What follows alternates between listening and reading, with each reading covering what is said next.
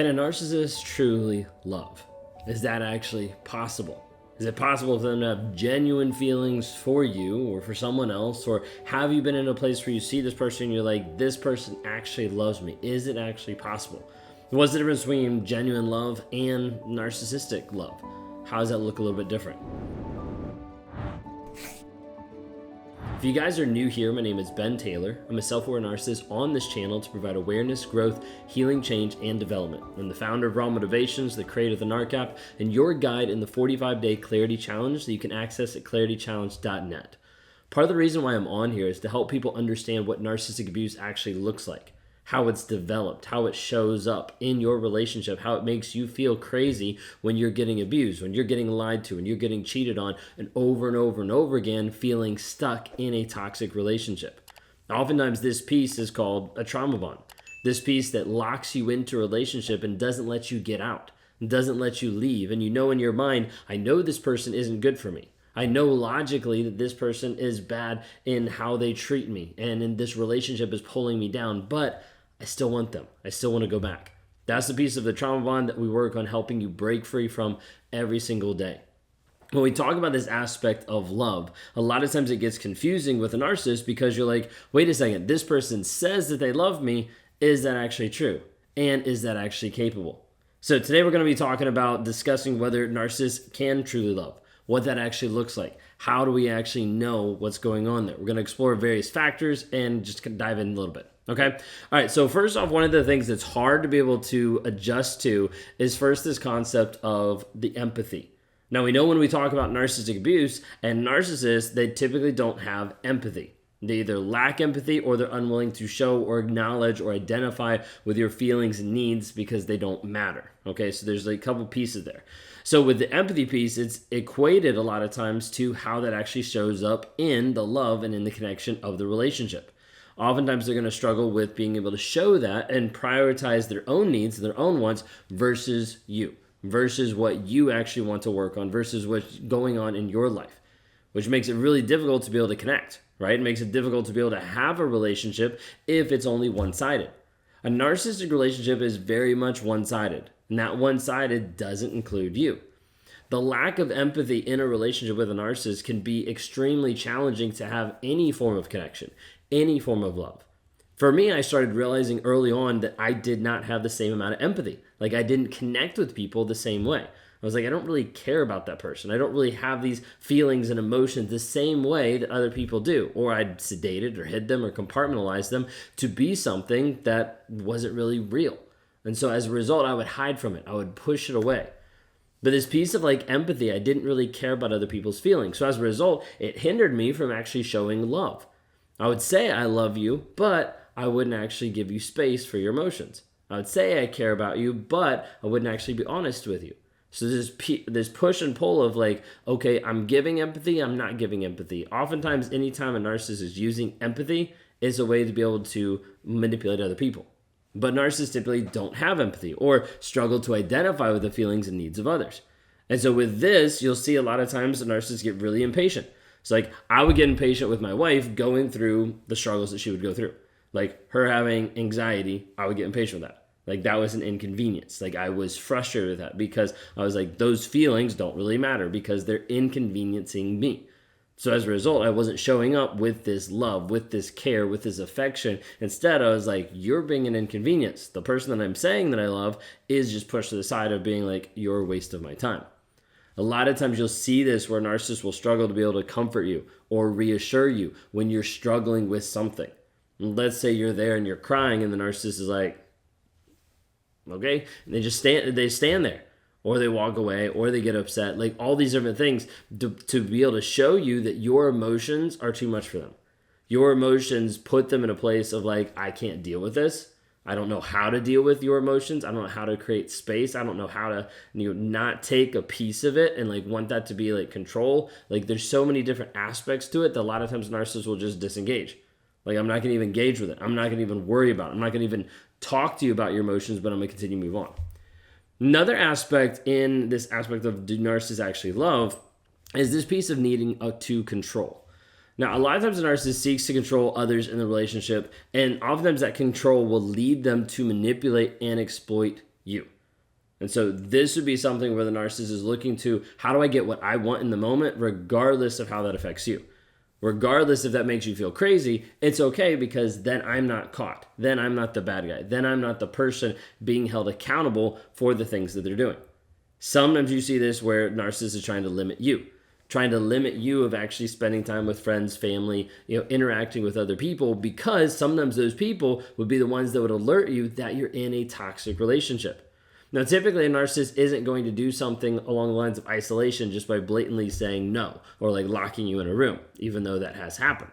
A lot of times what they'll do is they'll do the subtle things that will keep you stuck in the relationship and keep you feeling bad if you even go out with another person, like a friend or a family member. Okay, so like think of you go out with one of your parents, okay? Like let's put a parent or a sibling, okay? You go out with one of them just to be able to spend time, be able to connect. And there's a piece of it that first off gets kind of like sidelined of the narcissist trying to be like, I thought we were going to spend time together. Like, don't you have time to spend time with me? Like, you're always spending time with them. You're always focusing on them. Like, when are you going to focus on our relationship? And you're like, this is like one time in like a month. You've had like all this time throughout the month to actually spend time with me, but you chose not to because you've been doing something else.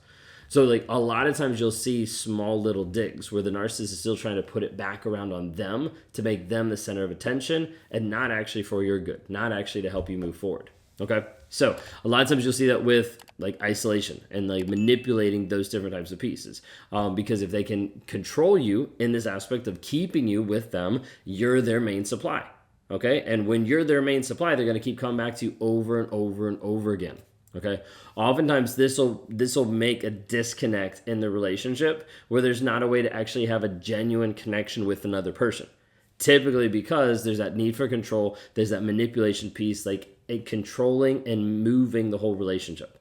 Think of it this way: like you might be in a relationship with someone that has asked you to give up your hobbies, or has like slowly come into your life where you no longer have the same interest anymore. Not because you don't want to have the same interest, but because it's an inconvenience, because it causes conflict, because it causes like an issue. And all of a sudden the things that you used to do that you loved, or that you used to do that people admired, you no longer do because they came into your life being like, no, this doesn't really look that good. You shouldn't really do this. That's not really, you're really going to do that? Like all these things that slowly pull you down.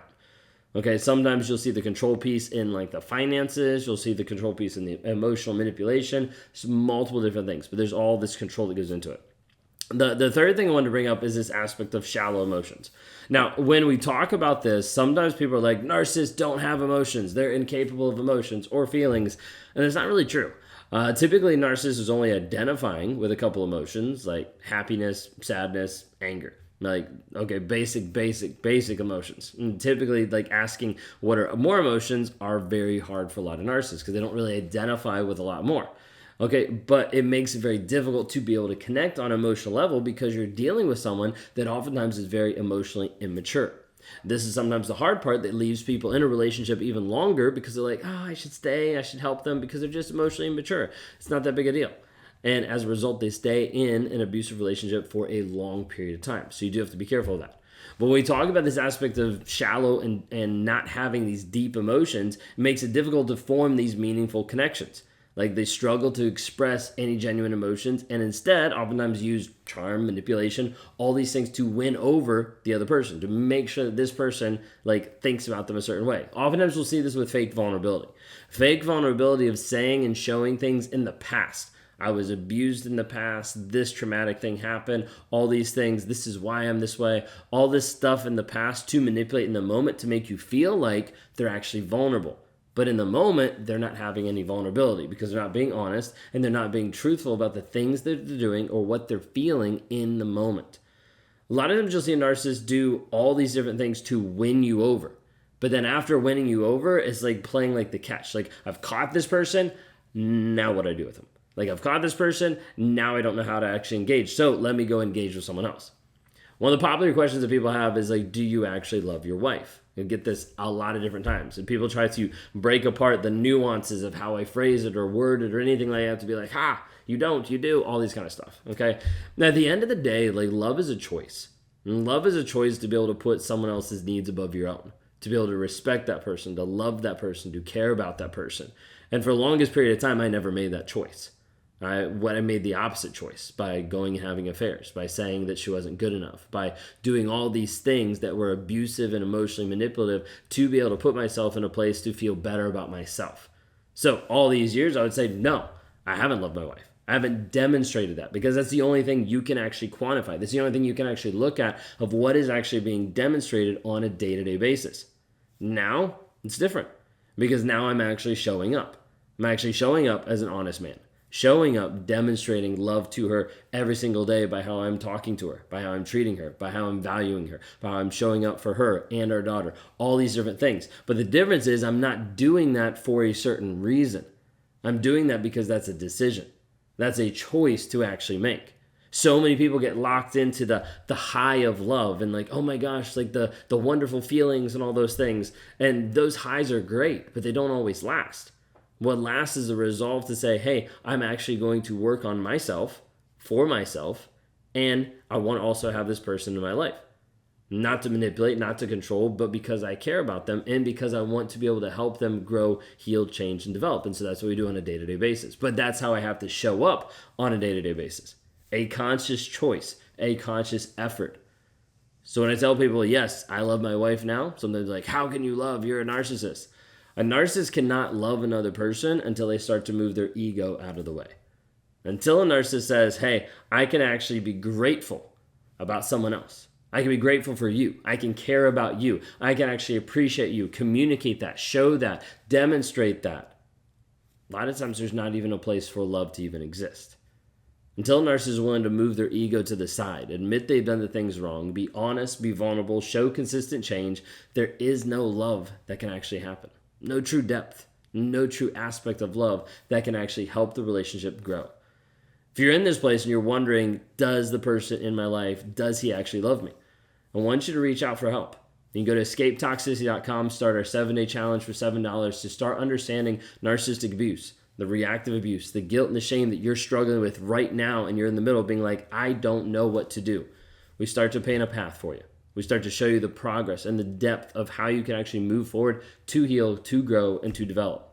If you want to go on a faster pace and you want to talk to me one-on-one or join a Thriver community where we're actually growing and changing every single day by having daily accountability, group sessions, all these things that are happening inside there on a very high level, then you can interact with me. You can go to rawmotivations.com, schedule a session, we can sit down and we can talk about it, see if you'd be a good fit for the community.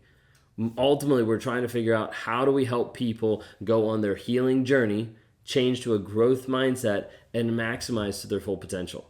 I hope that's you today. You can check it out at escapetoxicity.com, or if you want to talk to me one-on-one, rawmotivations.com.